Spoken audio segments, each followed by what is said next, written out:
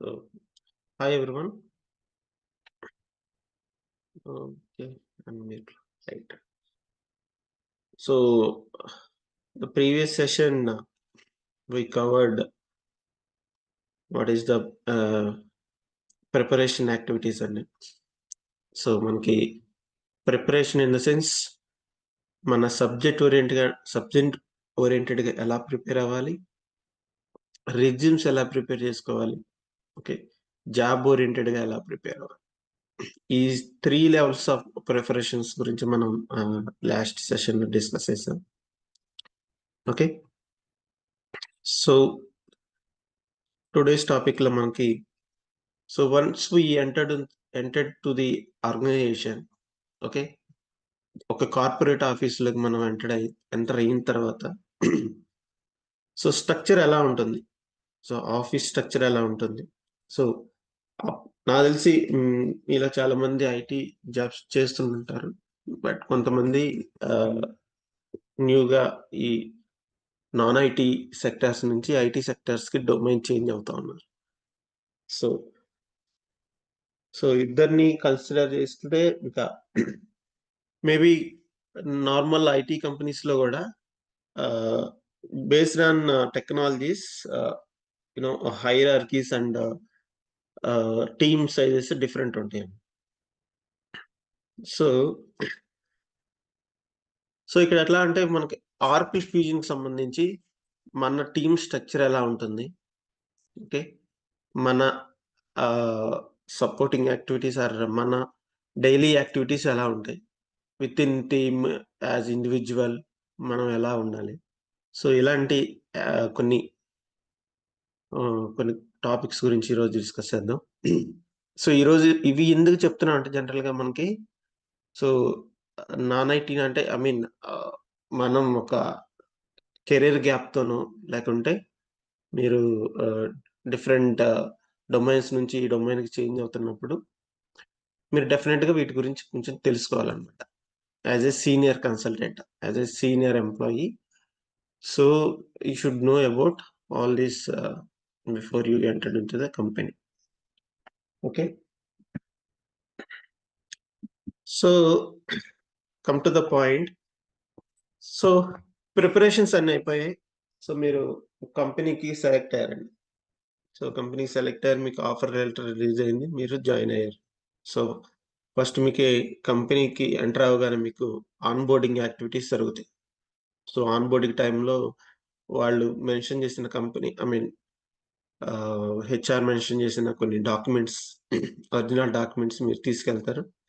But A documents కూడా మీరు కంపెనీకి హ్యాండ్ ఓవర్ చేయరండి. ఒరిజినల్ డాక్యుమెంట్స్ ఏది కూడా మీరు కంపెనీకి హ్యాండ్ ఓవర్ చేయరు. జస్ట్ జిరాక్స్ కాపీస్ మీరు కంపెనీకి హ్యాండ్ ఓవర్ చేస్తే సరిపోతుంది. ఓకే, సో జస్ట్ మీరు వాటికి ఏమంటారు కేవైసీ లాగా మీరు వాటిని వాళ్ళకి ఒరిజినల్ ప్రూఫ్స్ అక్కడ చూపించాలి. సో మీకు ఒక మీటింగ్ రూమ్ అరేంజ్ చేస్తారు.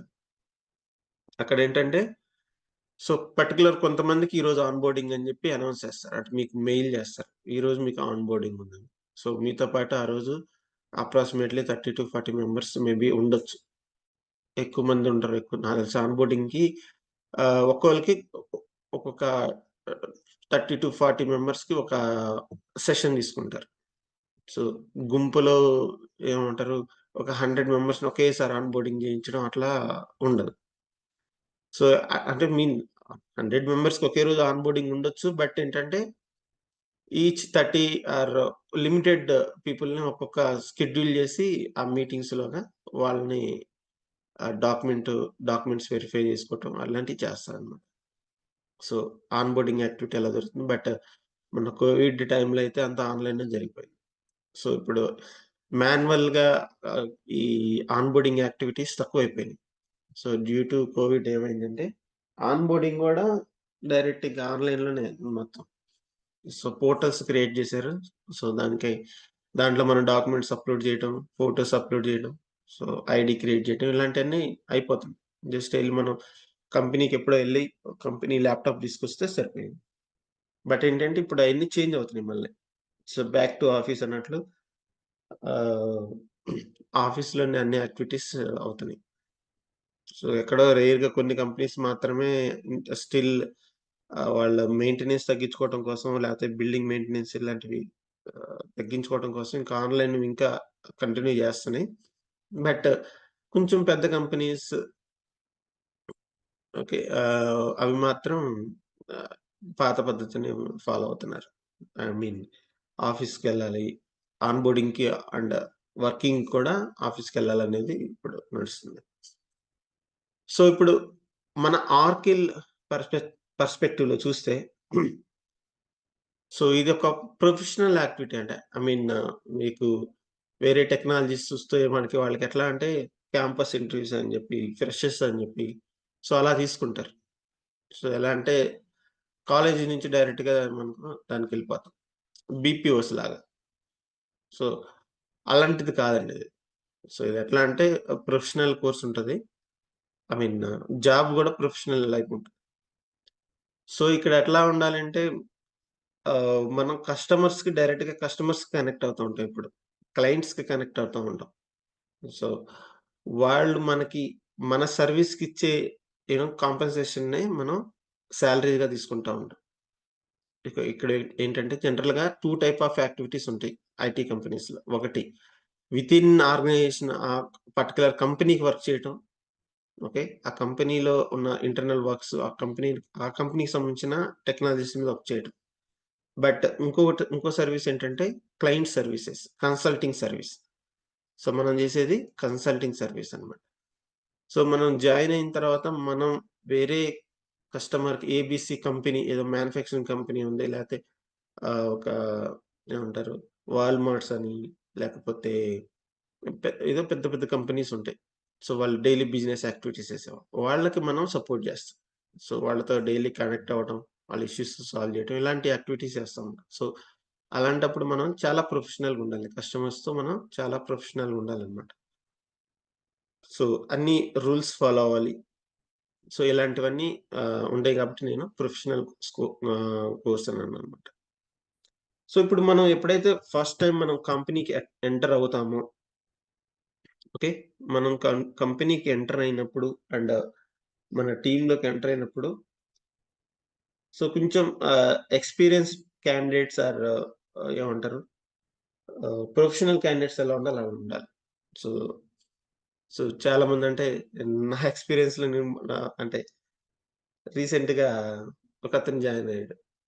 సో, అతను స్ స్లిప్పర్స్ ఏసుకొచ్చాడు డైరెక్ట్‌గా. ఆహ్, అంటే నేను బయట కలిసాను. నేను ఆఫీస్‌కెళ్ళిన తర్వాత నాకు ఫోన్ చేసాడు. "మహేష్ ఎక్కడున్నారంటే నేనిక్కడ ఉన్నాను. ఆఫీస్ దగ్గరున్నానంటే" సరే ఎళ్దాం నేను వస్తున్నాను వెయిట్ చేయమన్నారు.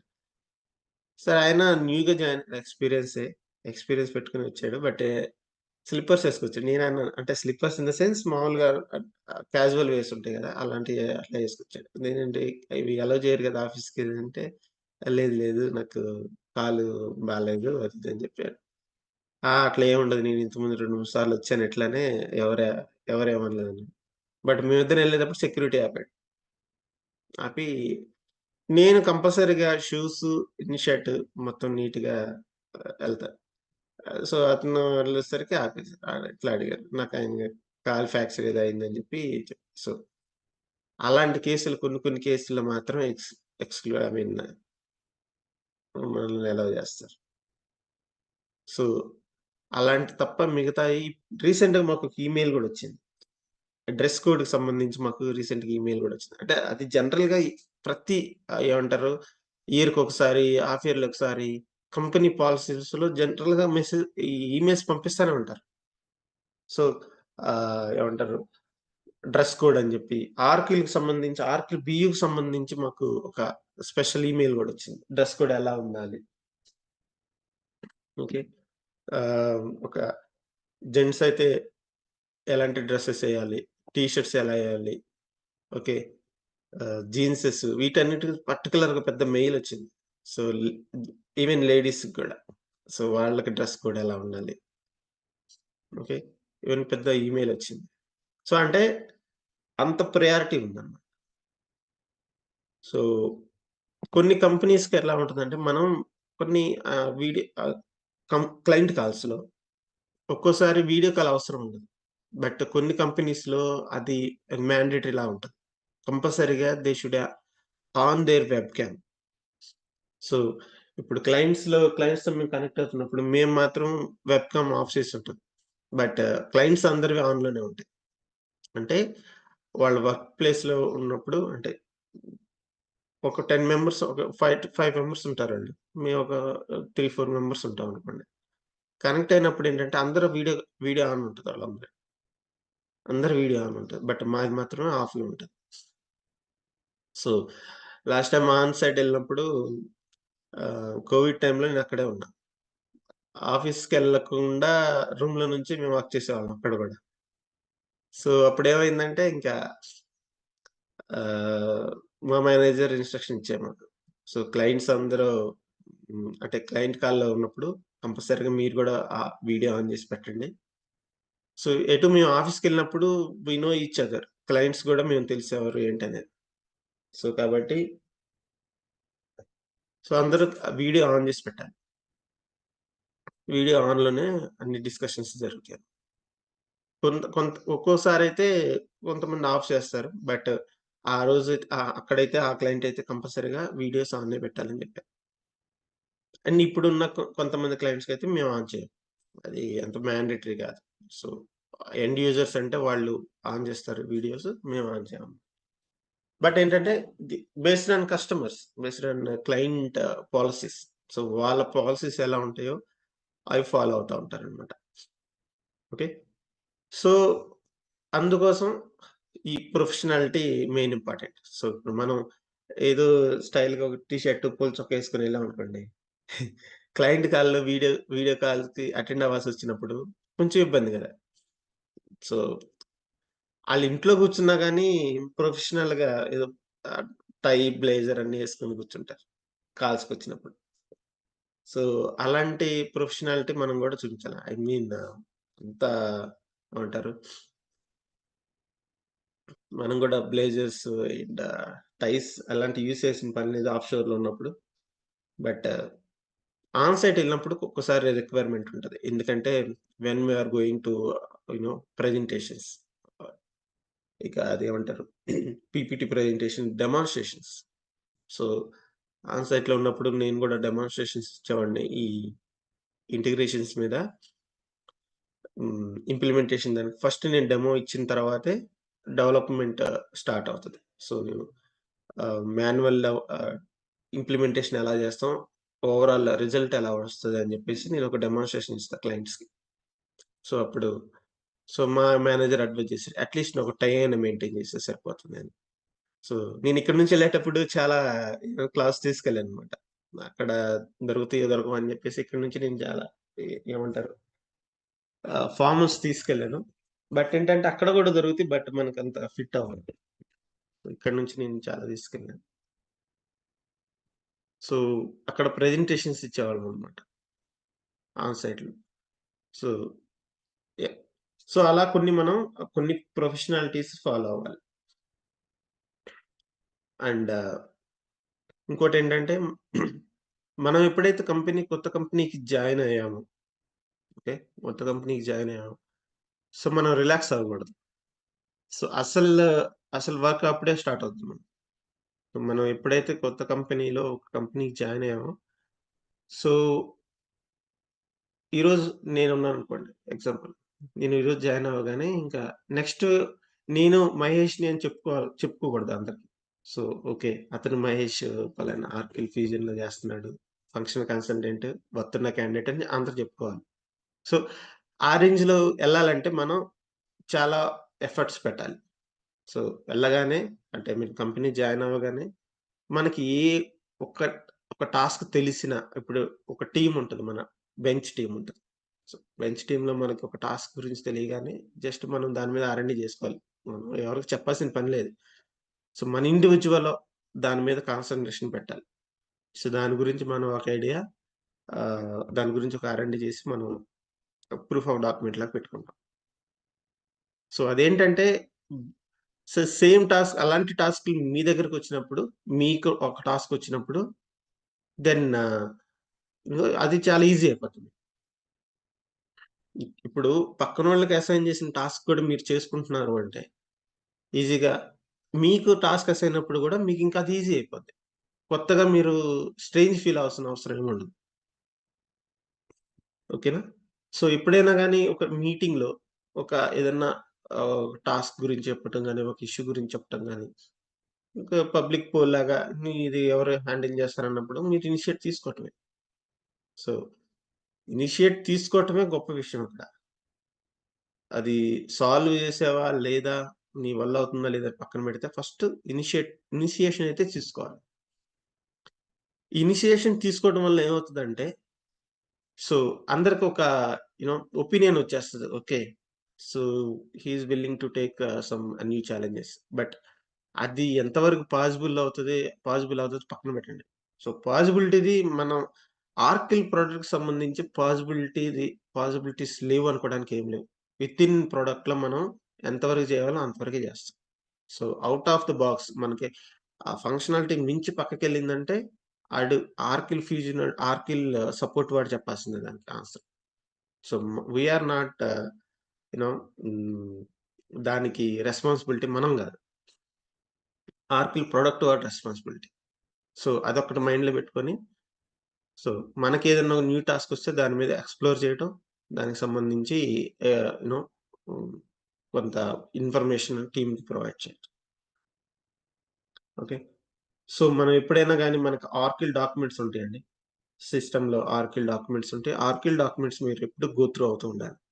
సో, ఆర్కిల్ డాక్యుమెంట్స్ గో త్రూ అవ్వడం వల్ల ఏమవుతుందంటే, మీకు ఆహ్,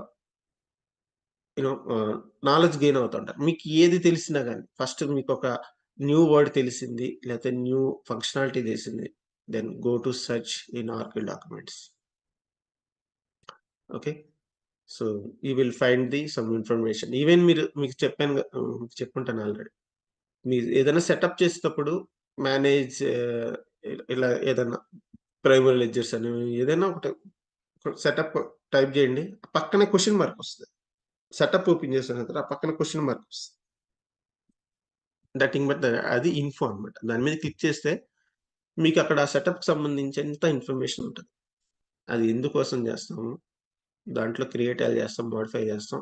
అంత డీటెయిల్ దాంట్లో ఉంటది. సో, ఈవెన్ మనం ఆల్రెడీ డిస్కస్ చేసుంటాం దాని గురించి. బట్ మీకింకా మోర్ డీటెయిల్స్ కావాలన్నా గాని దాంట్లోకి గో త్రూ అయ్యి మీకు చెప్పొచ్చు. ఈవెన్ మీ నేను ఎక్స్‌ప్లెయిన్ చేసేటప్పుడు కూడా నేను చేసే పని అదే. నేను మీకు చెప్పే ముందు ఒకసారి నేను ప్రీవియస్ ప్రాక్టీస్ చేసేటప్పుడు నేను చెక్ చేసింది కూడా అదే. ఓకే. సో,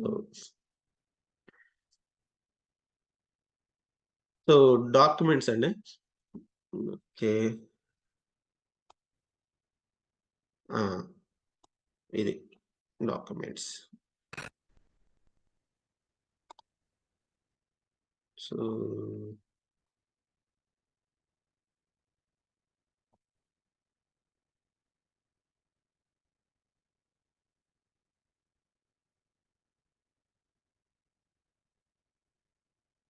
ఇది హెల్ప్ డాక్యుమెంట్.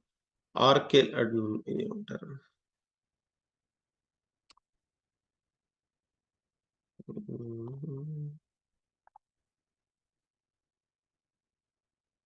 డాక్స్.ఆర్‌కేల్ అని కొడితే వచ్చేస్తది మీకు. ఓకే. సో, ఇక్కడ మీకు చూడండి అన్ని అప్లికేషన్స్ క్లౌడ్ ఇన్‌ఫ్రాస్ట్రక్చర్ ఉంది. క్లౌడ్ అప్లికేషన్స్ ఉన్నాయి. Okay. This is DBMS. Okay. ఇది ఐయాస్, ఇది పాస్, ఇది సాస్. Cloud application sauce. మనకేంటి ఇక్కడ మనకి financials, SCM, HCM okay. NetSuite applications ఇవన్నీ ఉన్నాయి. ఓకే. సో, మనకి ఫినాన్షియల్స్‌లోకెళ్ళండి. సో, లేటెస్ట్ వెర్షన్ ఇది. ఓకే. సో, ఇక్కడ మీకు డాక్యుమెంట్స్ అన్నీ ఉంటాయండి.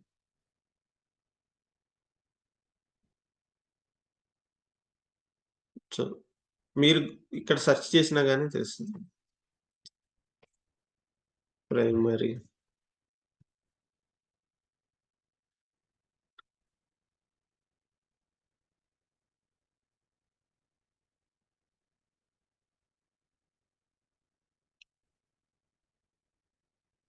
ఇగో ఇట్లాంటి డీటెయిల్స్ అన్నీ ఉంటాయి మనకి. ప్రైమరీ లెడ్జర్ ఎలా క్రియేట్ చేయాలి? చూడండి. సెటప్స్ అన్నీ క్లియర్‌గా ఉంటాయి. డాక్యుమెంట్స్. మీకు ఏది కావాలన్నా అన్నీ దొరుకుతాయి ఇక్కడ. జనరల్ లెడ్జర్ ఉంది. అన్ని మోడల్స్ ఉంటాయి ఇక్కడ. ఎంటర్‌ప్రైజ్ స్ట్రక్చర్ ఇంట్రడక్షన్ ఉంది. ఓకే. సో, జనరల్ లెడ్జర్ ఎక్కడున్నాం మనం? సో, ఇది చూడండి. Financial structures, rapid implementation, chart of accounts, value sets. So, everything. So, cross validation అంటే ఏంటి? Account hierarchies, account combinations, calendars, daily rates అన్ని ఫంక్షనాలిటీస్ ఉంటాయి. లెడ్జర్స్‌లో ప్రైమరీ లెడ్జర్ ఏంటి? రిపోర్టింగ్ లెడ్జర్ ఏంటి? Inter company. So, period closure activities. Okay. ఇవన్నీ ఉంటాయి. So, each line మీద క్లిక్ చేస్తే మీకు దాని డీటెయిల్స్ వచ్చేస్తాయి.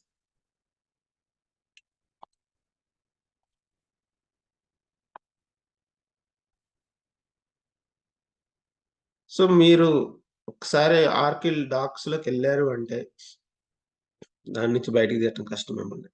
అంటే ఎట్లా అంటే ఎళ్ళిపోతానే ఉంటాయింక. సో, మనకు తెలియని ఏదో ఒక వర్డ్ కనిపిస్తది. గో త్రూ అవ్వడం. Okay. What is this? Okay. Let's go through this. So, this is okay. This is the process. Okay. So, it's a good platform to learn. So, Oracle డాక్స్‌లో మీకు అంటే కొంచెం హై లెవెల్‌లో ఉంటాయి. మీకు first time చూసిన వాళ్ళకి అర్థం కాదు. ఫస్ట్ టైమ్ చూస్తే అర్థం కాదు. బట్ వెన్ యూ హావ్ మీరొకసారి ఏదన్నా కోర్స్ నేర్చుకొని ఉన్నారంటే మీకింకా ఈజీ అవుతదది. సో, ఆల్ బుక్స్‌లో ఉంటాయనుకుంటా.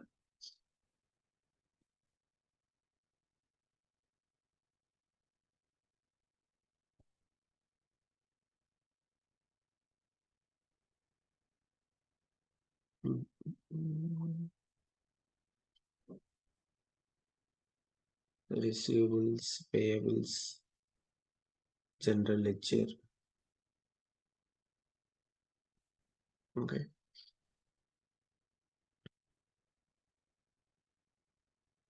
సో, ఇంప్లిమెంటేషన్ ప్రాసెస్ ఇది. ఫినాన్షియల్స్ ఇవి.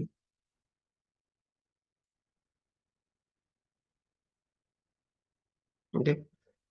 సో, మీరు గో త్రూ అవ్వచ్చండి. డాక్యుమెంట్స్ మీరు గో త్రూ అవ్వచ్చు. అన్ని డీటెయిల్స్ దొరుకుతాయి. ఈవెన్ మీకు మ జస్ట్ సెర్చ్ కొట్టండి. మీకు ఏ ఫంక్షనాలిటీ కావాలనేది డైరెక్ట్‌గా దొరికేస్తుంది. మహేష్ గారు ఈ 24A, 23A అనేది అది ప్యాచ్ అండి ఇది. సో, ఇదేంటి ఇయర్ ఏంటంటే 24 అంటే ఇయర్. ఏ అంటే క్వార్టర్. సో, ఆర్కిల్ ఫ్యూజన్ అనేది మనకి ఎవ్రీ ఇయర్‌కి అండ్ ఐ మీన్ ఎవ్రీ 3 మంత్స్‌కి ఒక ప్యాచ్ రిలీజ్ చేస్తది. సో, సో ఎట్లా అంటే కస్టమర్స్ రిక్వైర్మెంట్ బేస్ చేసుకొని అంటే ఆర్కిల్ ఫ్యూజన్ ఎప్పటికప్పుడు అప్‌డేట్ చేస్తూనే ఉంటది. సో, ఇప్పుడు మనకి ఒక కొత్త ఫంక్షనాలిటీ గురించి కానీ, లేకుంటే ఏదన్నా రిక్వైర్మెంట్ ఉంది. క్లయింట్ రిక్వైర్మెంట్ ఉంది. సో, ఆ ఫంక్షనాలిటీ గురించి మనకు ఆర్కిల్ ఫ్యూజన్‌లో ఐడెంటిఫై అవ్వలేదు మనం. సో, నేనేం జేస్తాను, కస్టమర్ సపోర్ట్‌కి రిక్వెస్ట్ రైజ్ చేస్తా. ఏమంటారు సర్విస్ రిక్వెస్ట్ రైజ్ చేస్తా. వాడేమంటాడంటే, బాబు మనకిది ఆర్కిల్ ఫ్యూజన్‌లో ఇలాంటి ఫంక్షనాలిటీ లేదు. But we are making note. So, we will try to push this functionality to next patching. అంటే నెక్స్ట్ వెర్షన్‌లో దీన్ని ఆహ్, అప్‌డేట్ చేయడానికి ట్రై చేస్తామని చెప్పి మనకు చెప్తాడు. బట్ కొన్ని సార్లయితే వాళ్ళు నోట్ చేసుకుంటారు. నోట్ చేసుకొని ఇలాంటి ఫంక్షనల్ ఆర్ ఇది కస్టమర్స్ కొత్త రిక్వైర్మెంట్స్ ఏమున్నాయి. సో, ఒక్కసారి దాని మీద అనాలిసిస్ చేస్తారాళ్ళు. ఇది మనం మన అప్లికేషన్‌లో ఆర్కిల్ ఫ్యూజన్‌లో మనం ఇంప్లిమెంట్ చేయొచ్చా లేదా? సో, ఒకవేళ చేయొచ్చనుకున్నారనుకోండి, they will take in to the next level. అంటే ఆహ్, దాన్ని ఇంప్లిమెంట్ చేసి నెక్స్ట్ ప్యాచ్‌లో యాడ్ చేస్తారు. సో, మీకు అర్థమైందా? ఇప్పుడు ఎట్లా అంటే ఎవ్రీ 3 మంత్స్‌కి ఇట్లాంటివొచ్చిన క్వెరీస్ అన్నీ చెక్ చేసుకుంటారు. చెక్ చేసుకొని ఎక్కువ కస్టమర్స్ ఏ ఫంక్షనాలిటీస్ గురించి రిక్వైర్మెంట్‌లో ఉన్నారు. సో, ఆ ఫంక్షనాలిటీ మనం ఆర్కిల్ ఫ్యూజన్‌లో పెట్టొచ్చా? అంటే ఆ ఫంక్షనాలిటీ వేరే ఈఆర్‌పీలో ఉన్నప్పుడు మన దాంట్లో ఎందుకు లేదు? సో, దాన్ని గూడా మనం మన అప్లికేషన్‌లో పెడదాం అని జెప్పేసి వాళ్ళు ప్యాచ్‌లో యాడ్ చేస్తారనమాట. న్యూ అప్‌డేట్స్ అన్నీ ప్యాచ్‌లో యాడ్ చేస్తారు. సో, మనకు జనరల్‌గా ఫస్ట్ జాన్వరి నుంచి మార్చ్ వరకి ఒక ప్యాచ్ ఉంటది. సో, ఈ ప్యాచ్‌లో కొత్త అడ్వాన్స్‌డ్ ఏమన్నా అప్‌డేట్స్ ఉంటే దాంట్లో యాడ్ చేస్తారు. సో, ఆ ప్యాచ్ అనేది ఆర్కిల్ ప్రొవైడ్ చేస్తే, ఆ ప్యాచ్ అనేది మన కరెంట్ ఉన్న అప్లికేషన్‌కి అప్లై చేసుకుంటాం. మన ఆర్కిల్ ఫ్యూజన్‌కి అంటే ఆర్గనైజేషన్‌ల ఫ్యూజన్‌కి దానికి అప్లై చేస్తాం. సో, అప్‌డేటెడ్ ఫీచర్స్ అన్నీ మన అప్లికేషన్‌కి యాడ్ అవుతాయి. సో, 24 అంటే ఇయర్, ఏ అంటే క్వార్టర్. సో, ఏబీసీడీ 4 క్వార్టర్స్ ఉంటాయి మనకి. ఎవ్రీ 3 మంత్స్‌కి సో, మీకు మార్చి తర్వాత ఓకే. మనకి బి వస్తది. ఎవ్రీ 3 మంత్స్ తర్వాత సి, తర్వాత డి అలా వస్తాయన్నమాట.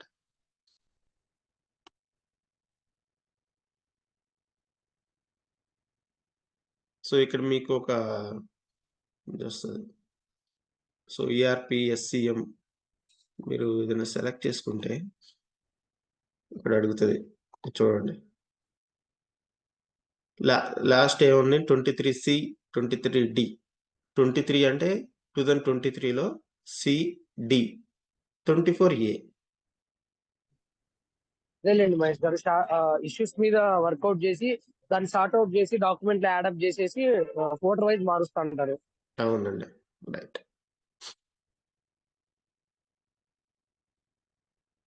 ఓకేనా? సో, ఆర్కిల్ డాక్స్ అలా ఉంటాయి. సో, నెక్స్ట్ వచ్చేసరికి మన టీమ్ అండి. సో, మన ఆర్కిల్ మన ప్రాక్టీస్‌లో మన టీమ్ ఉంటది. టీమ్‌లో ఉన్నప్పుడు ఎలా ఉండాలంటే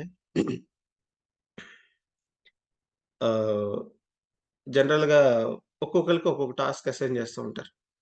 సో, మేబీ అందరికి అంటే నాకు నాకు తెలుసు పలానా వేరే అతనికి టాస్క్ అసైన్ చేశారు. ఒక్కోసారి మనకు తెలీదు.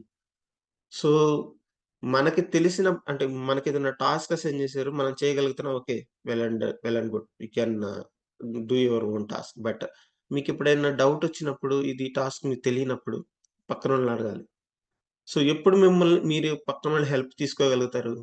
పక్కనోళ్ళకి మీరే హెల్ప్ చేసినప్పుడు. సో, ఎవెన్చువల్‌గా ఏమవుతుందంటే ఇప్పుడు మీరెప్పుడైతే పక్కనోళ్ళకి మంచిగా హెల్ప్ చేయగలుగుతారో, సో, మీరు ఈజీ టాస్క్‌లు కొన్ని ఈజీ టాస్క్‌లు మీకు ఈజీ ఉంటాయి. బట్ పక్కనోళ్ళకి అది తెలియకపోవచ్చు. బట్ మీరెప్పుడైతే వాళ్ళకి హెల్ప్ చేస్తారో, కొన్ని టాస్క్‌లో మీకు రాని టాస్క్‌లు వాళ్ళు గూడా హ్యాండ్స్ ఇన్. అంటే వాళ్ళు గూడా కొంత మీకు హెల్ప్ అవుతారు. సో, అలా టీమ్ కోఆర్డినేషన్ అనేది ఉండాలి. So, B a team member. Good like మనం అందరితో మంచి కమ్యూనికేషన్స్ మెయింటైన్ జేయాలి. So, okay. ఏదన్నా ఒక టాస్క్ అసైన్ చేశారంటే కొంచెం రెస్పాన్సిబిలిటీగా తీసుకోవాలి దాన్ని. సో, లైట్ తీసుకోవడం, చూద్దాంలే దానికి కొంచెం డ్యూ డేట్ ఉందిలే తర్వాత చేద్దాం. అలాంటివి మనం చేయకూడదు. ఓకే. సో,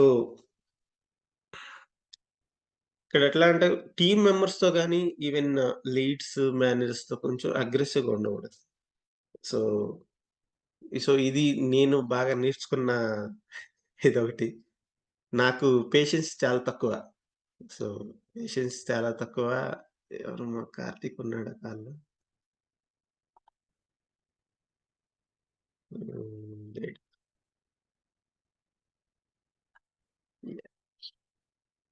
సో, నాకు పేషెన్స్ చాలా తక్కువ. చాలా కోపం అంటే ఏమంటే టీమ్‌లో ఉన్నప్పుడేంటంటే ఒక్కోసారి ఆన్ సైట్‌లో ఉన్నప్పుడు మా మేనేజర్ ఉంటాడు. సో, అక్కడ ఒక కాంట్రాక్టర్‌ని పెట్టుకున్నాం. సో, కాంట్రాక్టర్ ఉంటాడు. అయితే ఏమవుతదంటే నేనేదో వర్క్ చేసుకుంటా ఉంటాను. మా మేనేజర్ ఒక నాకు ఒక మేనేజర్ కాల్లోకి పుల్ చేస్తేనే నేనెళ్తా. సో, వేరే వాళ్ళు కాల్లోకి పుల్ చేస్తే నేనెళ్ళను. సో, అది ఆయనకి తెలీదు. బట్ ఏంటంటే సడెన్‌గా నేనేదో వర్క్ చేసుకుంటా ఉంటాను. ఆయన వేరే క్లయింట్ మీటింగ్‌లో ఉండేసి నన్ను లాగేస్తుంటాడు దాంట్లోకి. అంటే try to pulling to other call అని. సో, ఫస్ట్ టైమ్ 2 టైమ్స్ అట్లా జాయిన్ అయ్యాను. దాంట్లో నా ఇంపార్టెన్స్ ఏముండదు. జస్ట్ ఏదన్నా ఏదైనా ఉంటే నేను మాట్లాడాల్సొస్తది. లేకపోతే లేదు. సో, నేనేమనుకుంటానంటే నా టైమ్ వేస్ట్ ఎందుకు వేస్ట్ చేయడం అని చెప్పి అతను కాల్ పుల్ చేసినప్పుడు నేనెళ్ళను. So, he complaint on me. So, మేనేజర్‌కి కంప్లెయింట్ చేశారు. క్లయింట్ ఇష్యూ నడుస్తుంది. మేనేజర్ మహేష్‌ని పుల్ చేస్తే కాల్‌లోకి రావట్లేదు. మహేష్ పుల్ చేస్తే రాడు. ఆయనకి ఫస్ట్ పింగ్ చేయండి మీరు. ఆహ్, ఆయన తెలుగాయన. ఇద్దరు తెలుగోళ్ళే. ఆయనకి పింగ్ చేయండి మీరు మహేష్ అవైలబుల్ ఉన్నారా లేదా? ఉంటే కాల్‌లోకి రండి అని చెప్పి పింగ్ చేయండి అని చెప్పి అంటే ఏది స్టాండప్ కాల్స్‌లోనే నా ముందే అన్నాడాయన.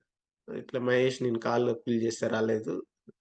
సరే నేనన్నాను. కానీ సరే కాల్‌లోకి పుల్ చేశారు. నేను వేరే వర్క్‌లో ఉన్నాను. నేను చూసాను నేను రాలేదు. బట్ మీరు నాకు అది ఎమర్జెన్సీ లేదా అర్జెన్సీ నాకు తెలియాలి గదా! సో, ఇష్యూ ఏంటి? దేని మీద నేను దానికి రిలవెంటా? కాదా? సో, మీరు నాకు ఆ ఇష్యూ గురించి నాకు పింగ్ చేస్తే, నాకు మెసేజ్ చేస్తే నేను కనెక్ట్ అవుతా. సో, ఆ ఇష్యూ నాకు నాకు సంబంధించిందా? కాదా? అది నేను చెప్పగలను గానీ మీరు డైరెక్ట్‌గా క్లయింట్ కాల్‌లోకి పుల్ చేసి అది నేను ఏమంటారు సరైన వాలిడ్ పర్సనా కాదా? దానికి ఆ ఇష్యూకి సంబంధించి నేను కరెక్ట్ పర్సన్ కాదా? అనేది మీరు డిసైడ్ చేయకుండా మీరెట్లా పుల్ చేస్తారని చెప్పి అనుకుంటూ ఇట్లా అన్నాననమాట. సో, ఇట్లా చేయండండి ఎవరైనా గాని. సో, మీరు when you are trying to pull somebody into the call. So, just ping him. First ping him whether he is available or not. In few times like he is busy with other tasks. So so, ఒక్కోసారి ఏమవుతదంటే, నేను ఒక అప్లికేషన్‌లో setups చేస్తా ఉంటాను. మనకు కాలొచ్చినప్పుడు నేను కాల్‌లోకెళ్తే setups ఏమవుతాయి? సో, అలా పాసిబుల్ అవ్వదు. నేను చెప్పిన కన్సర్న్ గూడా అదే. సో, నేను సెటప్స్ చేస్తా ఉన్నాను. ఇంపార్టెంట్ టాస్క్‌లో ఉన్నాను. అలాంటి టైంలో కాల్ పిల్ చేస్తే నేను రాలేను. సో, మా మేనేజర్ అందంటే, బ "మహేష్ నా కాల్స్‌కి మాత్రం అలా చేయొద్దండి. సో, నేను డెఫినిట్‌గా మీకు కన్సర్న్ ఉన్నది మీకు ఏమంటారు? మీకు కనెక్ట్ అయ్యి ఉంది. మీకు సంబంధించిందయితే మాత్రమే పుల్ చేస్తాను అది ఇది. సో, అట్లాగా ఒక డిస్కషన్ జరిగింది. ఆహ్, దానికేందంటే ఇక ఒక నెగెటివ్ అన్నమాట. ఆయనకి ఆ పర్టిక్యులర్ కాంట్రాక్టర్ ఉన్నాడు. తెలుగాయన ఆయన కూడా. సో, ఆయనకి నా మీద ఒక నెగెటివ్ ఇంపాక్ట్. సో, ఈయన అంటే నాకన్నా పెద్ద పొజిషన్ ఆయనది. కాంట్రాక్టర్‌దే. మేమక్కడికెళ్ళింది ఆన్ సైట్ రిసోర్స్. బట్ ఆయన అక్కడ డైరెక్ట్‌గా అక్కడ కాంట్రాక్ట్‌కొచ్చాడు కాబట్టి ఆయనకి ఆహ్, సొల్యూషన్ ఆర్కిటెక్ట్, సొల్యూషన్ ఆర్కిటెక్ట్ అనుకుంటా. ఓకే. సో, అలా ఒక్కొక్కసారి వితిన్ టీమ్‌లో గూడా. సో, నేను టీమ్‌తో ఎప్పుడు అగ్రెసివ్‌గా ఉండను. సో, ఫస్ట్ టైమ్ కొన్ని కొన్ని సార్లు అగ్రెసివ్ రావాల్సొచ్చేది. ఎందుకంటే హ్మ్. ఎన్ని సార్లు అదే ఒకే టాస్క్‌ని పదే సార్లు ఒకేసారి ఎక్కువ సార్లు చేసినా గాని మనం బట్ ఏంటంటే మనం యాస్ ఎ టీమ్ మెంబర్‌గా ఉన్నప్పుడు so, we should respect our leads అండి. ఒక్కోసారి మన పేషెన్స్ స్టేజెస్ దాటిపోతాయి. ఆహ్, లీడ్ అంటే కొన్ని ఆహ్, లిమిట్స్ ఎళ్ళిపోతాయన్నమాట. బట్ స్టిల్ ఏందంటే అది ఎక్కడ ఇంపాక్ట్ అవుతాయంటే, సో, మన గురించి వాళ్ళేదైనా రిపోర్ట్ చేయాలి. మన గురించి యూ నో హ్మ్. ఒక రేటింగ్ ఇవ్వాల్సొచ్చినప్పుడు మాత్రం అది డెఫినిట్‌గా అది ఇంపాక్ట్ అవుతుంది. సో, ఏదైనా ఇండివిడ్యువల్ డెసిషనే. ఇప్పుడు మీకు ఎగ్జాంపుల్ చెప్పాలంటే మీకు కోర్ట్స్‌లో చూడండి మన హై కోర్ట్స్ గాని, సుప్రీం కోర్ట్స్ గాని ఎలా ఉంటాయి. ఒక కేస్‌కి సంబంధించిందే డిఫరెంట్ కోర్ట్స్‌లో ఒక different lawyers and different judges different తీర్పులు ఎట్లా జడ్జిమెంట్స్ ఇస్తా ఉంటారు. ఎందుకంటే అది వాళ్ళ పర్సనల్ ఒపీనియన్ మెయిన్. వాళ్ళకున్న జ్ఞానం, వాళ్ళకున్న నాలెడ్జ్. వాళ్ళకి మనసుకి ఏది నచ్చితే అది జెప్పేస్తారు. సో, అలాగనే ఇక్కడ గూడా ఆహ్, మన టీమ్ లెవెల్‌లో గూడా సో, మాక్సిమం మన టీమ్‌తో గానివ్వండి, మన లీడ్స్‌తో గానివ్వండి, మన మేనేజర్స్‌తో గాని సో, ఈవెన్ మీకు నచ్చకపోయినా గాని స చిన్న స్మైల్ ఇచ్చి సర్దుకుపోవాలి. అలాంటి కొన్ని కండిషన్స్ అంటే మీరెప్పుడైతే మంచి యూ నో సీనియర్ సీనియర్ రిసోర్స్‌కి లెవెల్‌కెళ్తారో అప్పటి వరకి కంపల్సరీగా ఇది మెయింటైన్ చేయాలి. సో, నెగెటివ్ ఇంపాక్ట్ మన మీద ఎవరికి ఉండకూడదు మెయిన్. సో, నేను కొన్ని కొన్ని చిన్న మిస్టేక్స్ చేశాను. బట్ మీరలాంటివి చేయవద్దు. ఓకే. సో అగ్రెసివ్‌గా ఏదన్నా డెసిషన్ తీసుకునేటప్పుడు ఆర్గనైజేషన్ లెవెల్‌లో కొంచెం మనం ఆలోచించాలి. ఓకేనా? So, this is at office level అండి. ఓకే. సో, మన ప్రాక్టీస్ ఉంటదండి. ఆర్‌కెల్ ప్రాక్టీస్ ఉంటది. సో, జనరల్‌గా మనకి ఏదన్నా వేరే టెక్నాలజీస్ తీసుకున్నారనుకోండి.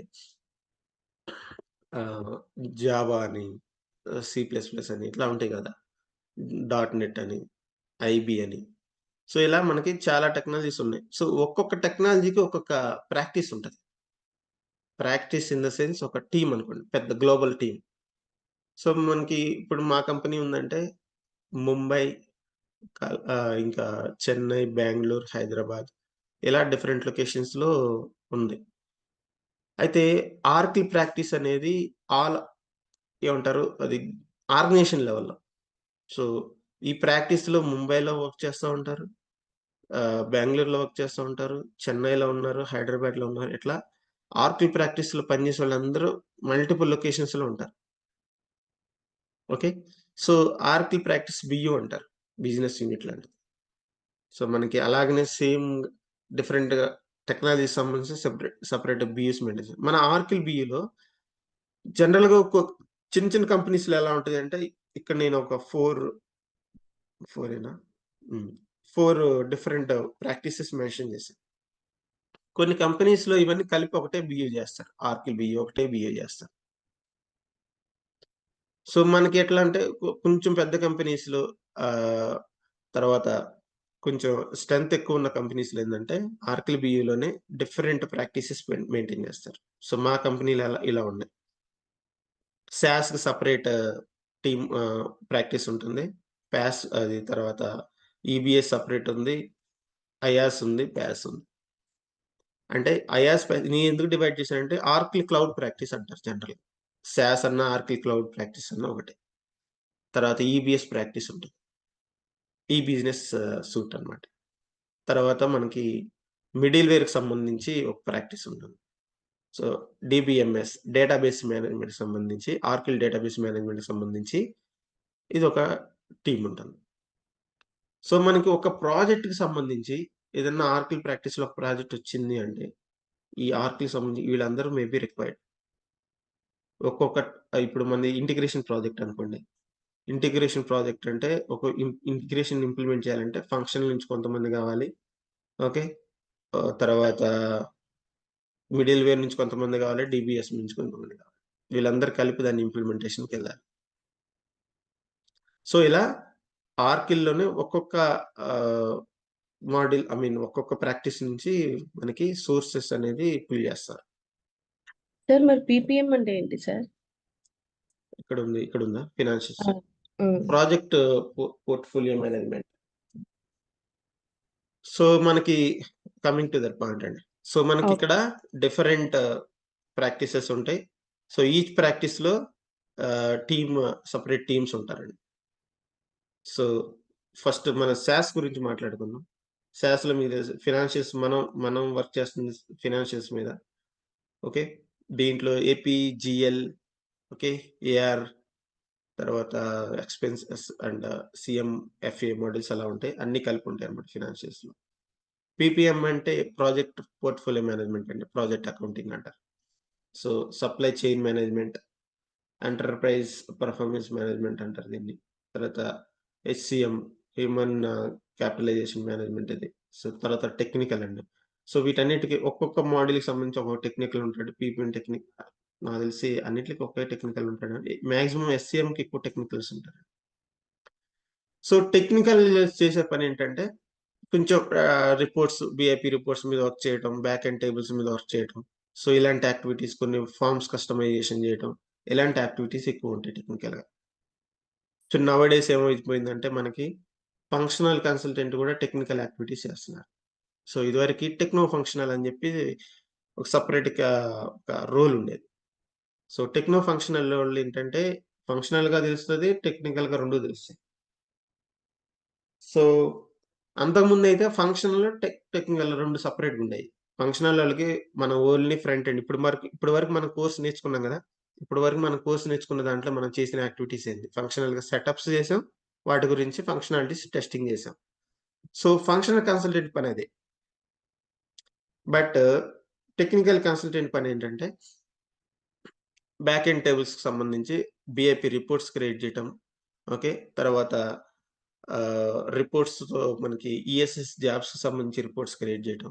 ఫార్మ్స్ కస్టమైజేషన్ మేము కస్టమర్స్ రిక్వైర్మెంట్ బేస్ చేసుకొని new forms, new pages create చేయటం. అడిషనల్ ఫీల్డ్స్‌ని యాడ్ చేయడం. ఓకే. సో, ఇలాంటి యాక్టివిటీస్ ఎక్కువుంటాయి. అది టెక్నికల్ వాళ్ళు చేసే పని. తర్వాత డేస్‌లో ఏమైందంటే ఈ ఫంక్షనల్, టెక్నికల్ కాస్త టెక్నో ఫంక్షనల్ అయింది.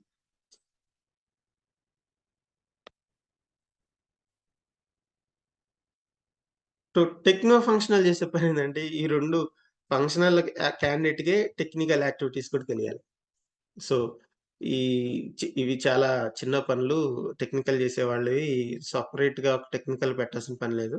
టెక్నో ఫంక్షనల్ పెట్టేస్తే ఈ 2 యాక్టివిటీస్ ఒక్కడే రిసోర్స్ చేసేస్తాడు కదా! అని. ఓకే. సో, టెక్నో ఫంక్షనల్ ఆహ్, సిగ్నిఫికెన్స్ అదనమాట. ఓకే. సో, మనకు జనరల్‌గా ఫంక్షనల్ అనే ఏమంటారు? ఆహ్, ఫినాన్షియల్స్ ఫంక్షనల్ అనే మెన్షన్ చేస్తారు. సో, ఫంక్షనల్ అని మెన్షన్ చేస్తున్నారు గానీ, బట్ టెక్నో ఫంక్షనల్ యాక్టివిటీస్ కూడా తెలుస్తాయి. ఫంక్షనల్ క్యాండిడేట్స్‌కి. సో, మనం దానికి సెపరేట్‌గా మనం ఏది కోర్స్ నేర్చుకోవాల్సిన పని లేదండి. బై ఎక్స్‌పీరియన్స్ మనం చేసే యాక్టివిటీస్ బేసిస్‌గా మనకి డిఫాల్ట్‌గా ఆ స్కిల్ సెట్ అనేవి వస్తాయి. ఓకేనా? మీకు కొన్ని ఎట్ ది ఎండ్ మీకు చెప్తాను కొన్ని. బీఐపీ రిపోర్ట్స్ ఎలా క్రియేట్ చేసుకుంటారు, డీఎఫ్ఎఫ్స్ ఎలా క్రియేట్ చేసుకుంటారు. ఓకే. కస్టమైజేషన్స్ ఎలా జరుగుతాయనేది మీకు కొంచెం హై లెవెల్‌లో చెప్తాను. ఓకే. టెక్నికల్ యాక్టివిటీస్ అన్నమాట. మహేష్ ఓకే. గారు ఎస్‌క్యూఎల్ నీడ్ ఉంటదా ఇందులో? లేదా బేసిక్సా? ఏంటండి? పిఎల్ ఎస్‌క్యూఎల్ గాని. ఎస్‌క్యూఎల్, బేసిక్ ఎక్స్‌క్యూఎల్ ప్రీ-ఎన్‌ఎల్ ఎస్‌క్యూఎల్ సరిపోదండి. ఉంటదండి. బేసిక్ ఎక్స్‌క్యూఎల్ సరిపోద్ది. సో, మన టీమ్ హైరార్కీ అండి. సో, మన ఆర్కిల్ ఫ్యూజన్‌లో మన కంపెనీకి సంబంధించి ఒక్కొక్క కంపెనీలో ఒక్కొక్క పొజిషన్స్ ఉంటాయండి. సో, అన్ని కంపెనీస్‌లో ఇదే హైరార్కీ ఉండాలని చెప్పను. బట్ మనకి నాకు తెలిసి ఒక 2 కంపెనీస్‌లో చూసాను నేను. సేమ్ హైరార్కీ ఉంది. సో, ఫస్ట్ మనకి ఆర్కిల్ ఫ్యూజన్‌కి సంబంధించి అంటే మన ఇక్కడ ఏదైతే మన ప్రాక్టీస్ ఉందో సాస్, ఈబీఎస్ వీటన్నిటికి సంబంధించి ఫస్ట్ ఒక బియూ హెడ్ ఉంటాడండి. సో, దీనికి సంబంధించి ఆర్కిల్ ప్రాక్టీస్‌కి సంబంధించి బియూకి సంబంధించి ఒక హెడ్ ఉంటాడు. ఓకేనా? సో, అండ్ ఒక్కొక్క దానికి డైరెక్టర్ ఉంటాడండి. సాస్‌కి, ఈబీఎస్‌కి వీటికి సంబంధించి ఒక డైరెక్టర్ ఉంటాడు. ఓకే. సో, తర్వాత రిపోర్టింగ్ మేనేజర్స్ ఉంటారు. Practice manager and leads, senior resources, associates ఇట్లా హైరార్కీ ఉంటుంది. సో, మనకు జనరల్‌గా మన ఆర్గనైజేషన్ స్ట్రక్చర్ చూస్తే జస్ట్ ఎ మినిట్ అండి. ఒకసారి మీకది అది యాక్టివ్‌గా ఉంటే పని చేస్తే చూపిస్తాను. Just a minute.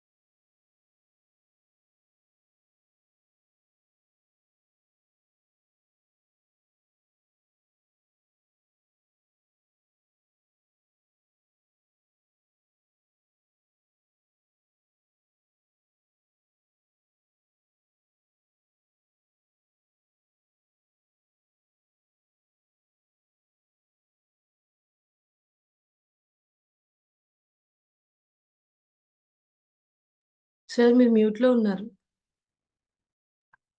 Okay. Sorry. So, ఇది ప్రీవియస్ క్లయింట్‌కి సంబంధించిందండి. సో, డెజిగ్నేషన్ ఇది. సో, హైరార్కీ ఇలా ఉంటుందండి. మా కంపెనీకి సంబంధించిన కన్సల్టెంట్ నేను.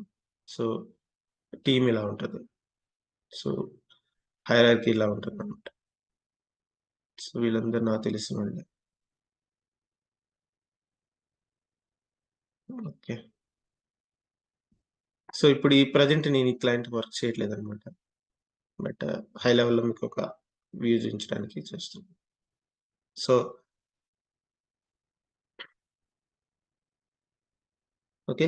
సో, ఒక్కొక్క కంపెనీలో ఒక్కొక్క హైరార్కీస్ ఉంటాయి. మన టీమ్‌కి సంబంధించి హైరార్కీస్ ఉంటాయి.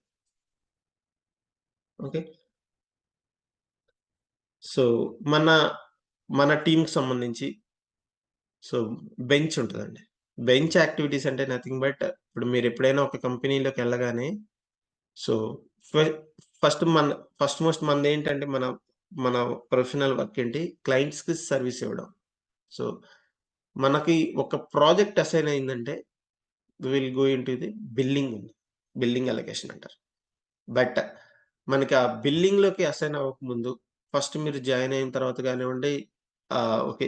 ఈవెన్ ఒక ప్రాజెక్ట్ నుంచి వేరే ప్రాజెక్ట్‌కి షిఫ్ట్ అయ్యే మధ్యలో ఉన్న పీరియడ్‌ని కానీ బెంచ్ అంటారు.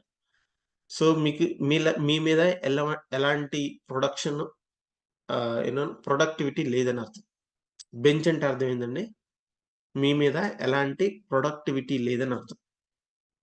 సో, మీరెప్పుడైతే బిల్లింగ్‌లో ఉంటారో మీ మీద ప్రొడక్టివిటీ ఉంది. కంపెనీకి మీ వల్ల కొంత ఇన్‌కమ్ అనేది జనరేట్ అవుతుంది. ఓకే. సో, దాన్ని ప్రొడక్టివిటీ అంటారు. అల్టిమేట్‌గా మీకు హైక్స్ గురించి గానివ్వండి, ఓకే. మీ మీ ప్రమోషన్స్ గానివ్వండి, మీకిచ్చే కొన్ని ప్రివిలేజెస్ గానివ్వండి, కంపెనీ ఎలా కన్సిడర్ చేస్తదంటే వితిన్ వితిన్ ద కంపెనీ మీరు ఆ కంపెనీలో ఉన్నంత కాలంలో మీరెంత ప్రొడక్టివిటీతో వర్క్ చేశారు.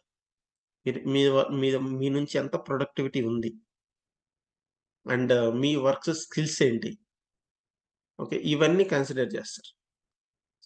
సో, సపోజ్ ఆహ్, మీరు జాయిన్ అయిన కొన్ని నెలల పాటు మీరు ఏ ప్రాజెక్ట్‌కి అసైన్ అవ్వట్లేదు. ఓకే. మీరు బెంచ్ మీద ఉంటున్నారంటే దెన్ కంపెనీ అండ్ డిపార్ట్‌మెంట్ లెవెల్‌లో మనకి ఈ హెడ్ గానివ్వండి, డైరెక్టర్ గానివ్వండి, రిపోర్టింగ్ మేనేజర్ గానివ్వండి, ప్రాక్టీస్ మేనేజర్ దగ్గర నుంచి వీళ్ళందరూ ఎప్పుడు ఆహ్, యూ నో ఈ చెక్ చేస్తూ ఉంటారు. ఏ రిసోర్స్ ఎంత ప్రొడక్టివిటీ ఉంటుంది. ఓకే. ఎవరైనా ఖాళీగా ఉండిపోతున్నారా? ఎటువంటి ప్రొడక్టివిటీ లేకుండా ఖాళీగా ఉండిపోతున్నారా? సో, ఇలాంటి అనాలిసిస్ అన్నీ జరుగుతా ఉంటాయి. సో, మీకు ఎక్కువ కాలం పాటు ఏ ప్రాజెక్ట్ లేకుండా అలా ఉండిపోయారనుకోండి. Then you will get a call from HR. So, HR phone చేసి మీకు అడుగుతారు. ఏంటండి? సో, మీ వల్ల ప్రొడక్టివిటీ ఏం లేదు. సో, మీకు కొన్ని ప్రాజెక్ట్‌కి సంబంధించి ఇంటర్వ్యూస్ కూడా షెడ్యూల్ చేశారు. But you are unable to clear them. So, issue ఏంటి? అండ్ ఫస్ట్ కాల్ జరుగుతది. సో, ఇన్ఫర్మేషన్ తీసుకుంటారు. తీసుకున్న తర్వాత మీ మేనేజర్స్ దగ్గర నుంచి ఒక రిపోర్ట్ ఎళ్తది. So, he is not worthful candidate అని చెప్పి వాళ్ళు ఒక్క మాట పెట్టారంటే డైరెక్ట్‌గా హెచ్ఆర్ కాల్ చేసి టెర్మినేషన్స్ లేకపోతే ఏమంటారు? మన చేత రిజైన్ పెట్టేయటాలు. సో, ఇలాంటివి యాక్టివిటీస్ జరుగుతాయి. జనరల్‌గా మనం వింటా ఉంటాం చాలామంది జాబ్స్ ఇట్లా పోతున్నాయి అని చెప్పేసి. సో, అలాంటివి ఎప్పుడు జరుగుతాయంటే మన మీద ప్రొడక్టివిటీ ఏమి లేకుండా మనం ఖాళీగా ఉన్నప్పుడు. ఎక్కువ కాలం ఖాళీగా ఉన్నప్పుడు. సో, ఇప్పుడు కంపెనీస్ మరి కమర్షియల్ అయిపోయినాయన్నమాట. సో, మనం ఆన్ బోర్డ్ అయినప్పుడు పెట్టేటప్పుడు సైన్స్ చాలా పెడతాం. సో, ఒక పెద్ద బుక్‌లెట్ ఇస్తారు. చివర్లో సింపుల్‌గా మన అడ్రెస్ రాసి సైన్ పెట్టేసి ఇస్తాం. మనం ఏం చూస్తాం లాస్ట్ పేజ్‌లో సాలరీ బ్రేకప్ ఒక్కటే చూస్తాం. మనకి ఎంతొస్తుంది సాలరీ బ్రేకప్ ఎంతుంది? ఆ డీటెయిల్స్ మాత్రమే చూస్తాం. ఆ నెక్స్ట్ పేజ్‌లో సైన్ పెట్టేస్తాం. బట్ ముందు వాడు పెద్ద 10 పేజీలు ఒక ఒక ఇన్‌స్ట్రక్షన్స్ ఒకటి కండిషన్స్ పేజ్ ఇస్తాడు. బట్ మనం అది మాత్రం చూడం. ఓకే. బట్ ఏంటంటే అదే కీ రోల్. సో, ఈవెన్ మనం దాన్ని ఈ కండిషన్స్ నేను యాక్సెప్ట్ చేయనంటానికి లేదు. అది కంపెనీ పాలిసీ అంతే. ఆ కంపెనీ పాలిసీ ప్రకారం వాడు దాంట్లో మెన్షన్ చేస్తాడు. ఇదివరకి 30 డేస్ నోటీస్ పీరియడ్ ఉండేదండి. 30 డేస్ ఒక 30 days in the means 30 days లేకపోతే 3 మంత్స్, 90 డేస్ ఉండేది నోటీస్ పీరియడ్. ఇప్పుడలా లేదు. 90 డేస్ నోటీస్ పీరియడ్ చాలా కంపెనీస్‌లో లేదు. 90 డేస్ నోటీస్ పీరియడ్ ఈరోజు రిజైన్ పెడితే యాస్ సూన్ యాస్ పాసిబుల్ మీకు ఒకవేళ ఆ రిజైన్ అంటే ఈ మీ ప్రాక్టీస్ మేనేజర్ దగ్గర నుంచి లీడ్స్ దగ్గర నుంచి practice manager, reporting manager analysis చేస్తారు. సో, ఈ క్యాండిడేట్ ఇప్పుడు మనకి వెళ్ళిపోతున్నాడు. సో, వెళ్ళిపోతున్నాడు. మనకి రీప్లేస్‌మెంట్ క్యాండిడేట్ ఉన్నాడా? యెస్ ఉన్నాడు. సో, కేటీ ఇప్పిస్తారు. మన దగ్గర నుంచి ఆ క్యాండిడేట్‌కి నాలెడ్జ్ ట్రాన్స్‌ఫర్. మాక్సిమం ఒక 1 వీక్ లేకపోతే ఒక 10 డేస్ మ మాక్సిమం. వితిన్ 1 మంత్‌లో మనకి రిలీవింగ్ ఇచ్చేస్తారు. వితిన్ 1 మంత్‌లో మనకి ఒకవేళ మనది కీ రోల్ ఉంది ఒక ప్రాజెక్ట్‌లో అంటే మాత్రం ఆ యాక్టివిటీస్ 1 మంత్‌లో క్లియర్ చేస్తారు. వేరే వాళ్ళకి షిఫ్ట్ చేస్తారు. Knowledge transfer and you can be relieve from the project within 1 month. ఇదివరకైతే 3 మంత్స్ ఉండేది. 2 మంత్స్ కొన్ని కంపెనీస్‌లో ఉండేది. ఈవెన్ ఇప్పుడు మీరు నాన్ ప్రొడక్టివిటీ బెంచ్‌లో ఉన్నారనుకోండి. బెంచ్‌లో ఉండి మీరు రిజైన్ పెట్టారా అంటే వితిన్ వీక్‌లోనే మిమ్మల్ని రిలీవ్ చేసేస్తారు. సో, అంత కమర్షియల్ అయిపోయినాయి కంపెనీస్. సో, ప్రీవియస్ లాగా మనల్ని ఎందుకంటే ప్రొడక్టివిటీ అంటే ఇన్ ద సెన్స్ మీకు అనవసరంగా ఒక ఎంప్లాయీకి రిజైన్ చేసిన ఎంప్లాయీకి వాళ్ళు మనకి ఎటువంటి సర్వీసెస్ ఇవ్వకపోయినా గానీ 3 మంత్స్ ఆర్ 2 మంత్స్ మన సాలరీస్ వేస్ట్‌గా పే చేస్తున్నాం. కంపెనీకి లాస్ అది. సో, అందుకని ఈ డిసిషన్స్ అన్నమాట. సో, కంపెనీస్ ఇప్పుడు చాలా కమర్షియల్‌గా తయారయ్యాయి. ఎంప్లాయీస్‌కి ఇదివరకున్న బెనిఫిట్స్ ఇదివరకున్న ఫ్రీడమ్ ఇప్పుడు ఎంప్లాయీస్‌కి ఉంటలేదు. అంటే అది మనకి కన్‌స్ట్రక్టివ్ లెవెల్ ఐ మీన్ మనకి వాళ్ళిచ్చే ఏమంటారు? కండిషన్స్ మనం ఎక్కువ సరిగ్గా చూడం గానీ, సో, చాలా మారిపోయినాయన్నమాట. కొన్ని కొన్ని బెనిఫిట్స్ మాత్రమే ఉంటాయి. బట్ ప్రీవియస్ మనకి ఉన్న బెనిఫిట్స్ ఇప్పుడు తగ్గిపోయినాయి.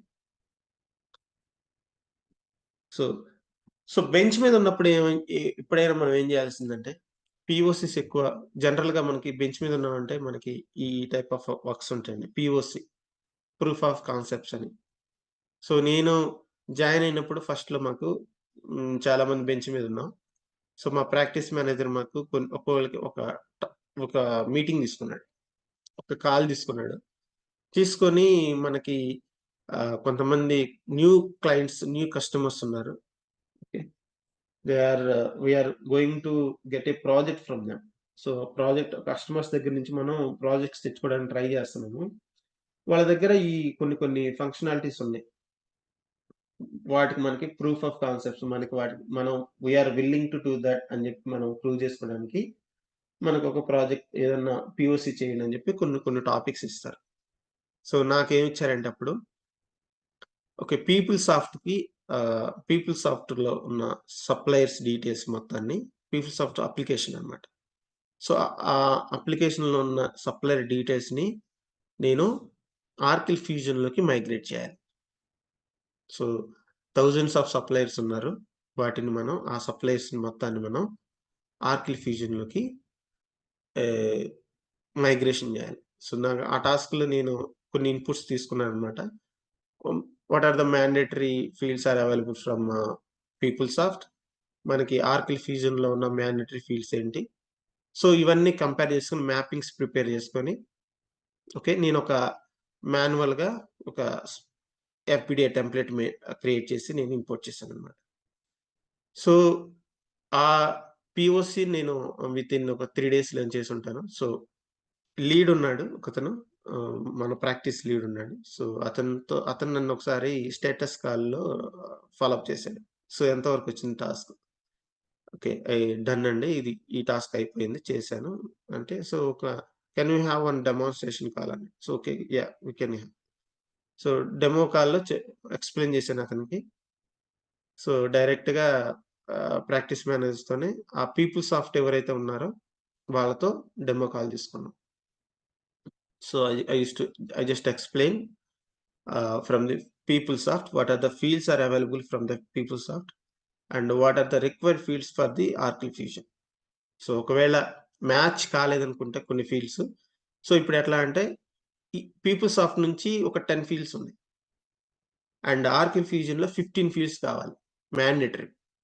సో, నేనేం చేస్తానంటే సిస్టమ్‌లో ఎఫ్‌బీడీఏలో కొన్ని డిఫాల్ట్ చేసేస్తా. దానికి కావాల్సిన కొన్ని ఫీల్డ్స్ 15 ఫీల్డ్స్‌లో ఆ 5 ఫీల్డ్స్‌ని కొన్ని నేను డిఫాల్ట్ చేసేసి ఓకే. 5ని డిఫాల్ట్ చేసి మిగిలిన అన్ని 15 ఇంపోర్ట్ చేయడానికి ట్రై చేశా.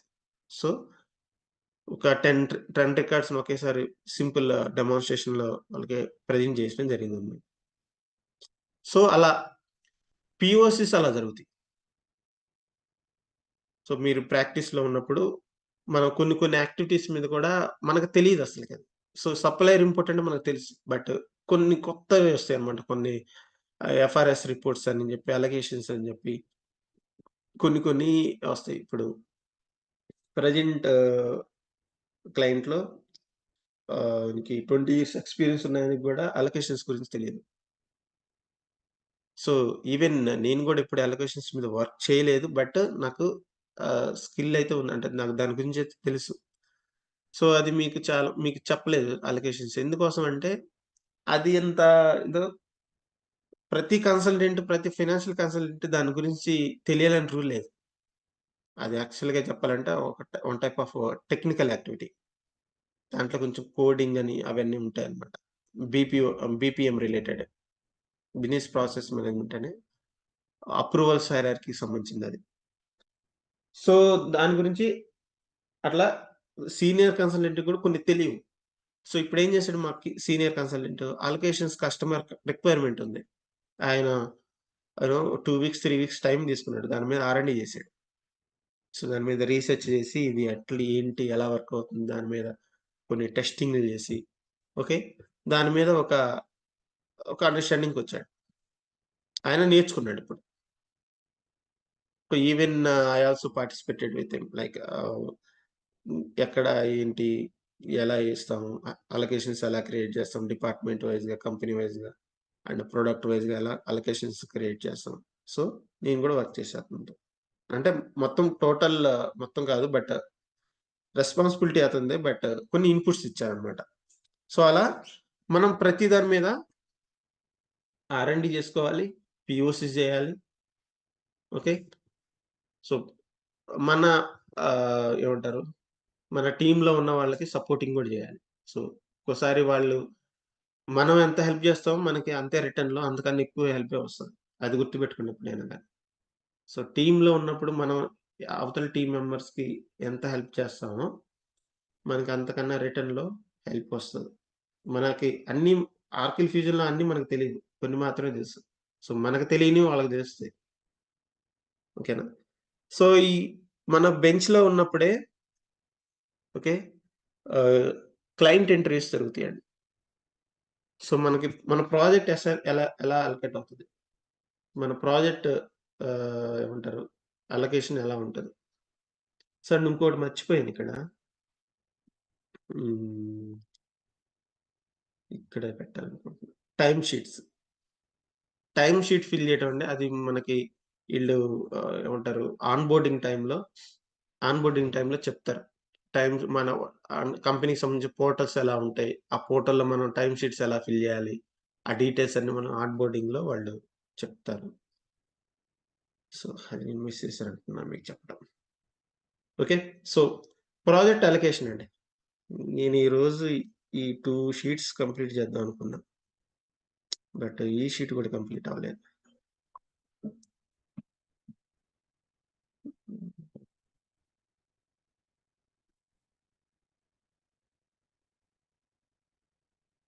హ్మ్. రైట్. సో, ప్రాజెక్ట్ అలొకేషన్ అండి. సో, ప్రాజెక్ట్ అలొకేషన్ మనకి ఏదన్నా కొత్త ప్రాజెక్ట్ వచ్చిందంటే మనకి ఫస్ట్ మేనేజర్ లెవెల్‌లో మనకి కన్ఫర్మేషన్ డిస్కషన్ జరుగుతది. లీడ్స్ గానివ్వండి, ప్రాక్టీస్ మేనేజర్ గానివ్వండి, హెడ్ గానివ్వండి వీళ్ళందరూ కాల్‌లో ఉంటారు.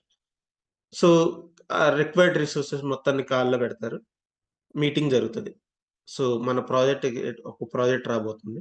సో, ఆ ప్రాజెక్ట్‌కి సంబంధించి రిక్వైర్మెంట్స్ ఇవి. సో, మన దగ్గరున్న ఫంక్షన్ కన్సల్టెంట్స్‌లో మీకున్న స్కిల్ సెట్ ఏంటి? ఎవరు మంచిగా ఆహ్, ఏ రోల్స్ చేయగలరు? సో, మహేష్ ఉన్నాడంటే మహేష్ మీకు ఫంక్షనల్‌గా ఫినాన్షియల్స్‌లో మీరు ఏ మాడ్యూల్స్ మీద స్ట్రాంగ్ ఉన్నారు? Okay. I'm good at GL and AP. Okay. So, Mahesh will handle GL and AP. Okay. So, అలా తీసుకుంటారు. సో, దాని మీద నాకు ఒక ఇంటర్వ్యూ కండక్ట్ చేస్తారు. So, maybe first practice manager తీసుకుంటాడు. ఓకే. ఆ బిజినెస్ ఓరియెంటెడ్‌గా కొన్ని క్వెషన్స్ అడుగుతారు. తర్వాత ఒక్కొక్కసారి ఏమవుతదంటే క్లయింట్ ఇంటర్వ్యూ కూడా జరుగుతదండి. క్లయింట్ ఇంటర్వ్యూ అంటే క్లయింట్‌లో ఉన్న ఆహ్, ఎండ్ యూజర్స్ చేస్తారంటే కాదు. మీకు చెప్తానక్కడ సొల్యూషన్ ఆర్కిటెక్ట్స్ ఉంటారనమాట. ఒక కంపెనీకి సంబంధించి సొల్యూషన్ ఆర్కిటెక్ట్స్ ఉంటారు. సో, మనం నెక్స్ట్ క్లయింట్ అండ్ ఇంప్లిమెంటేషన్ ప్రాసెస్‌లో వస్తారాళ్ళు.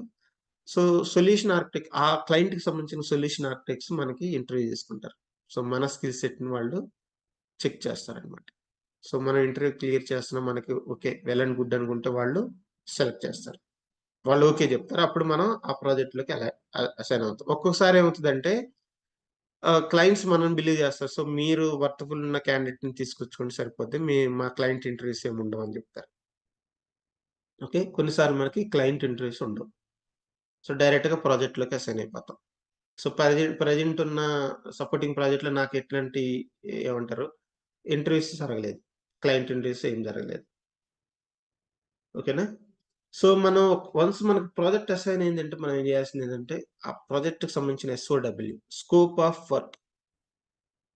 సో, దాని గురించి నేను మళ్ళీ నెక్స్ట్ మన ఇంప్లిమెంటేషన్ స్టార్టింగ్‌లో చెప్తాను. ఓకే. జస్ట్ హై లెవెల్‌లో చెప్తున్నా ఇప్పుడు. స్కోప్ ఆఫ్ వర్క్ గురించి మనం గో త్రూ అవ్వాలండి. సో, మన లిమిటేషన్స్ ఏంటి?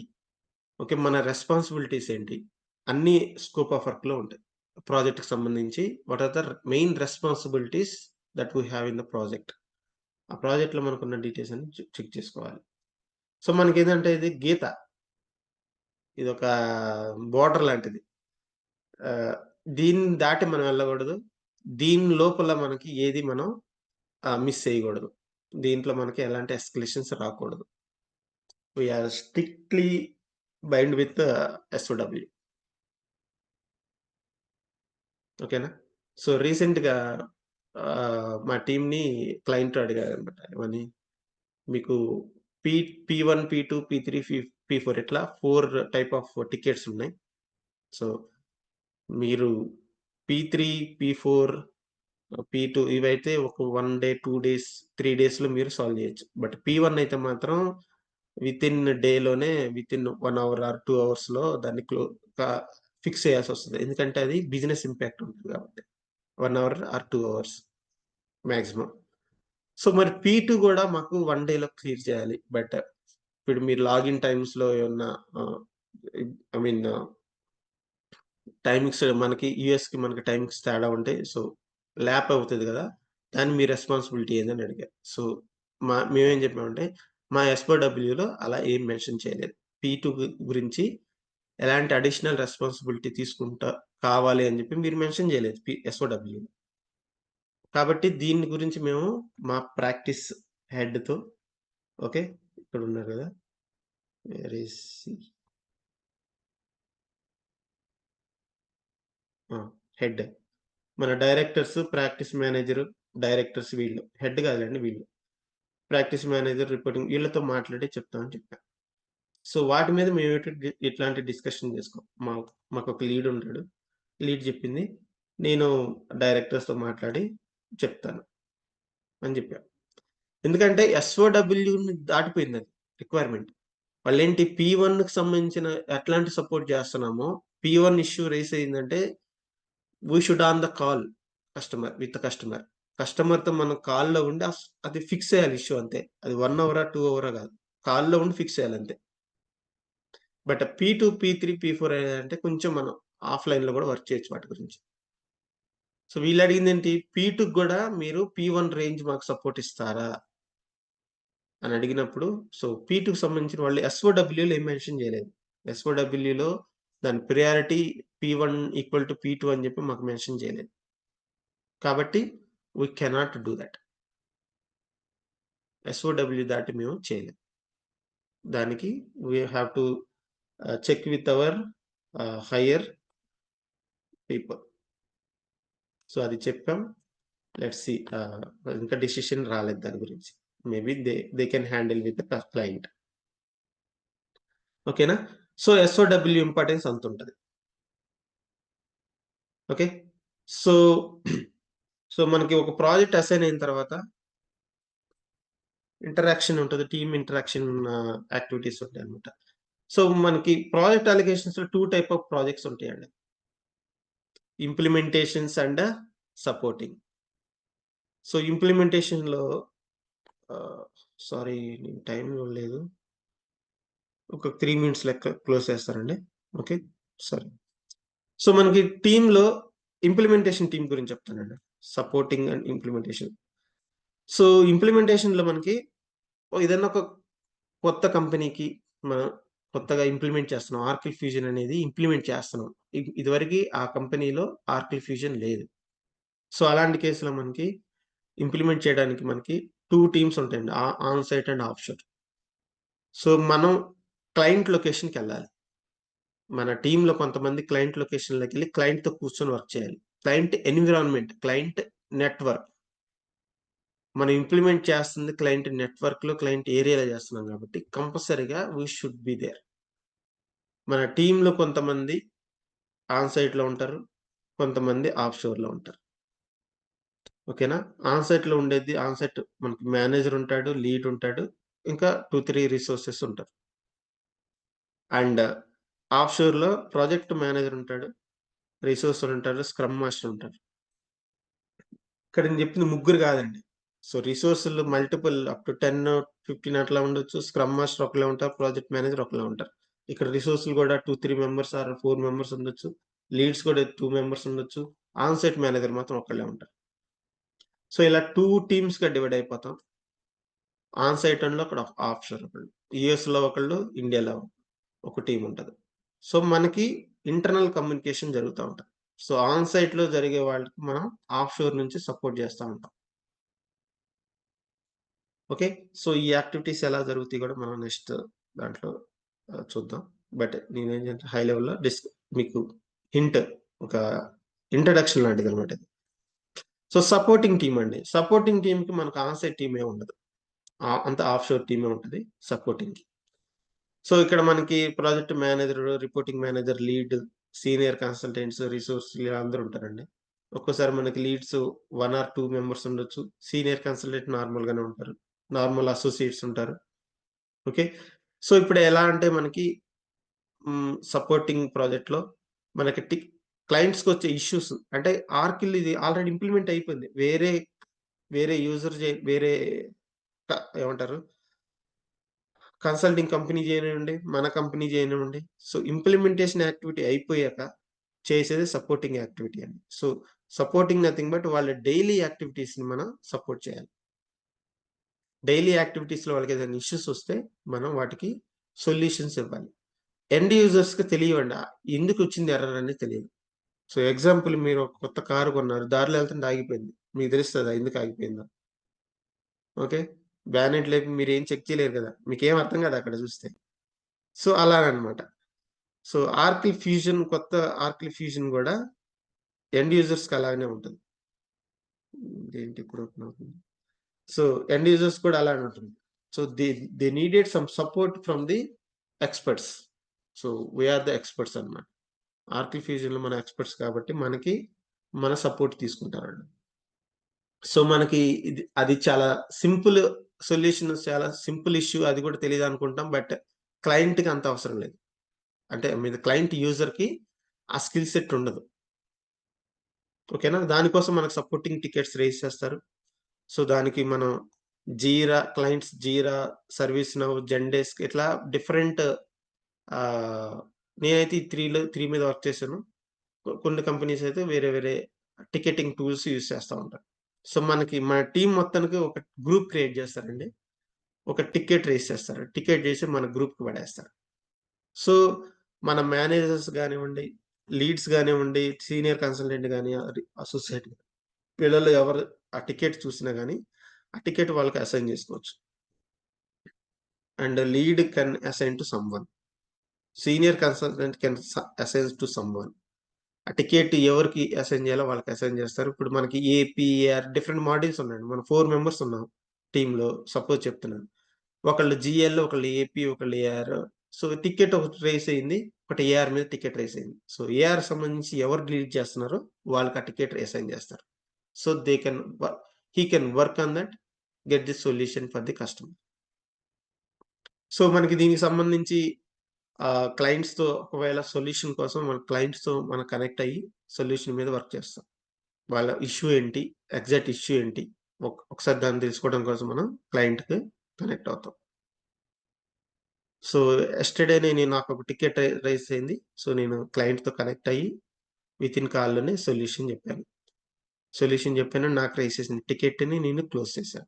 సొల్యూషన్‌ని మెన్షన్ చేసి టికెట్ క్లోజ్ చేశాను. ఓకేనా? సో, డైలీ స్టాండప్ కాల్స్ ఉంటే మన లీడ్ కాల్స్ యూ నో గా ఆర్గనైజ్ చేస్తారు. సో, ఈ కాల్స్‌లో మనకి స్టేటస్ తీసుకుంటారండి. సో, మన డైలీ వర్క్స్ స్టేటస్ ఏంటి? టికెట్ మీద మనం ఎంత వర్క్ చేస్తున్నాం అనేది స్టేటస్ తీసుకుంటారు. ఓకేనా? మనం టికెట్స్ మెయింటైన్ చేయటం. ఓకే. సో, సపోర్టింగ్ ప్రాజెక్ట్ గురించి మీకు చెప్పేటప్పుడు మళ్ళీ ఇంకా డీటెయిల్‌గా చెప్తాను. సపోర్టింగ్‌లో మనకి టీమ్ ఎలా ఉంటది? ఇన్ డీటెయిల్‌గా మళ్ళీ మనం ఒకసారి డిస్కస్ చేస్తాం. సపోర్టింగ్‌లో టికెట్స్ ఎలా వస్తాయి? ఏ ఇష్యూస్ మీద వస్తాయి? ఏ ఫంక్షనాలిటీస్ మనం ఎట్లా చేయాలి? చూస్తాం. సో, ఇంప్లిమెంటేషన్ కూడా ఇప్పుడు మనం స్టార్ట్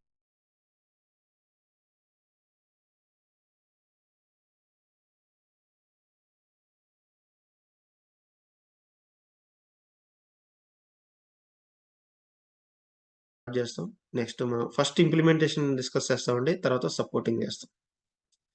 ఓకేనా? So, this is the introduction. So, first implementation చేద్దాం. ఓకేనా? So, will discuss on this అండి. ఇంప్లిమెంటేషన్ ప్రాసెస్ ఎలా ఉంటుంది? సో, ఇంప్లిమెంటేషన్ ప్రాసెస్‌లో ఈ డాక్యుమెంట్స్ ప్రాసెస్ అంటే ఈచ్ ప్రాసెస్‌లో ఎలాంటి డాక్యుమెంట్ ఈచ్ స్టేజ్‌లో ఎలాంటి డాక్యుమెంట్స్ చేస్తాం? ఎలాంటి యాక్టివిటీస్ చేయాలి? అన్ని డీటెయిల్స్ మనం నెక్స్ట్ సెషన్ నుంచి డిస్కస్ చేద్దాం. ఓకేనా? సో, నెక్స్ట్ సెషన్ నుంచి కొంచెం ఫాస్ట్‌గా ఎళ్తాను. బట్ నేను ఎక్స్‌పెక్ట్ చేసింది ఇది కూడా కంప్లీట్ చేద్దామని. బట్ ఈరోజు అవ్వలేదు. ఓకేనా? ఎనీ క్వెషన్స్ అండి? Any doubts?